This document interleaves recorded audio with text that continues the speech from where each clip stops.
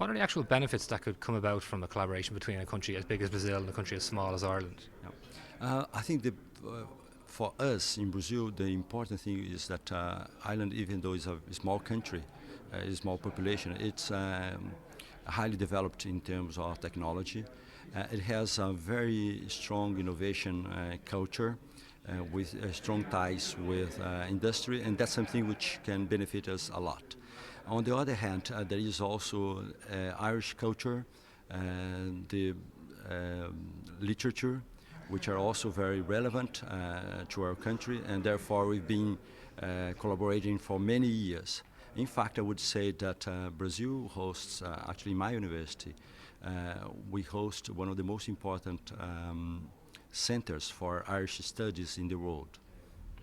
With regard to your background, it's nanoscience that you have a deep background in. What's your view on the current environment with regards to nanosciences and innovations in that field globally? Yeah. Nanoscience is really a big hit. It has made so much, even though in many cases you may not realize that you're using nanosciences. Because nanoscience is all about studying matter at the nanoscopic level, at the molecular and atomic level, which means that we can produce much better materials, we can understand how matter works, we can produce better medicines. Much of the progress that has been reached over recent years is due to nanosciences. How would you encourage the field you're in to younger people, younger schoolgoers who are yet to decide whether they want to get involved in science or technology or engineering?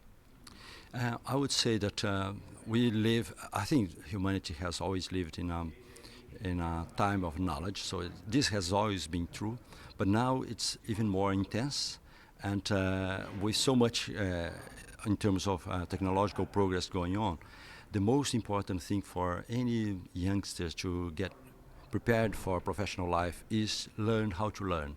And there is no better way to do it than actually engaging in research. So that's the easiest way that someone gets prepared for professional life in any area. So those who are interested in science technology obviously can contribute a lot for them, to improve our well-being, to solve the major problems that humanity faces, but instead from a more personal perspective, for the person to be prepared for professional life and to be successful. With regard to your background, another facet of your portfolio is that you've worked with languages which now revolve around AI and different technologies like that. What's your view on that industry at the moment? Because we're seeing a boom in technologies that are trying to adapt to different accents, different demographics of voice. What's your view on the current environment on that? That's actually one of the areas that I've been working on. It just started by need. As I was doing my PhD, I got interested in scientific writing to try and learn how to write scientific English. And then from there on, just by some coincidences, I started working on natural language processing, which is now a very hot topic. Not only because you have these new technologies for voice recognition, for human-machine interaction, but also because you can use text analytics with the big data concepts to sort of extract knowledge from a lot of the data, of a lot of information that's available electronically today. So this area is becoming ever more important, especially because with machine learning methods, which are better and better by the day, now machines are acquiring knowledge in ways that machines can replace humans in intellectual tasks. That's sort of even scary because in not too distant a future, machines will be much better able than humans to do most of the, including intellectual tasks. And so we have to sort of reshape or rethink our way of living or the sort of activity that we're going to do. So has been massive development in this area, and we're really happy that the field is flourishing. Finally, how does social media impact on the life of scientists and researchers? Is it something you guys embrace, or how does it go about your working life?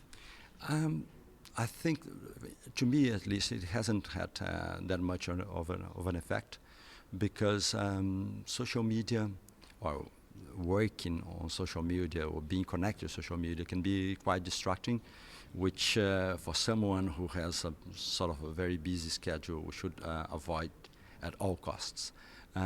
So for me, it hasn't had an impact, but I do see that my young collaborators, my students, they are really connected, and I think it helps in terms of communication and interaction, especially global interactions, because as you know, and this event is all about it, we are engaging more and more in international collaborations with people all over the world, and social media are wonderful tools, or provide us with wonderful tools to do that.